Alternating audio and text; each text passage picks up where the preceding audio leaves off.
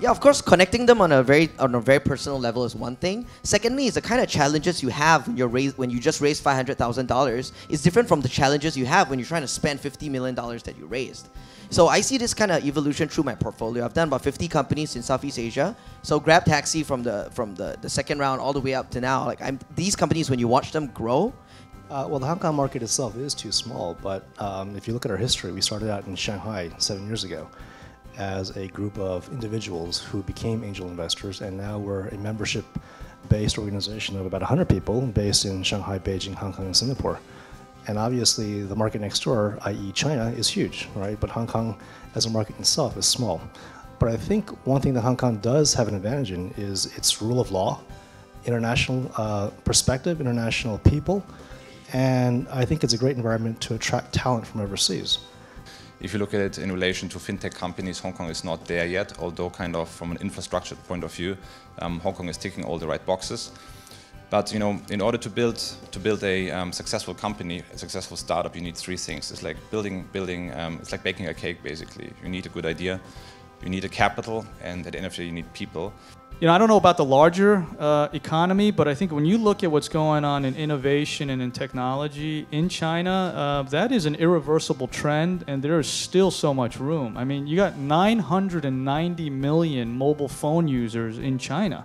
I mean, that's something, again, the proximity that David was talking about. If you're a Hong Kong entrepreneur, I just think it's so obvious that that's got to be part of the business plan. I agree with all the speaker earlier to comment saying we see a big jump. The big momentum is shifting. You know, we got a lot of good CV when they apply.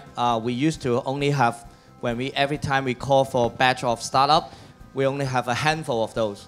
We can say easily to get into our incubation program. But now we have become very competitive. I can tell you that the number is not just growing 10 times. We're talking about you know, like 50 times or even more.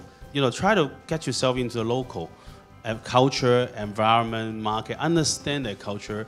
In China, even the cities are different. China, you think it's one country, but the markets are different. You know, the tier 1, the tier 2, and the tier 3, and Chengdu and Shanghai and Nanjing is very, very different markets. So don't think it's just one place, and it's like Hong Kong. But at the same time, don't just follow them. Because the fact you're from outside, fresh eyes, you know, this actually you bring some insights, because just because the way it was being done that way, sometimes you can attract it from a different angle. And if I told you, you just build only for Hong Kong, just do it for Hong Kong, build Hong Kong well, do it really well, be #1 in Hong Kong, I can argue that in some cases, it can also change your life. And I would also say this, my last piece, and I'm going to get off here, but Hong Kong has always been great at being an open society, right? It was, and it still is, right? Where anybody in the world could come to Hong Kong and feel like they can make it big. And I really hope that's something that Hong Kong doesn't forget, because that's what Hong Kong was built on, right?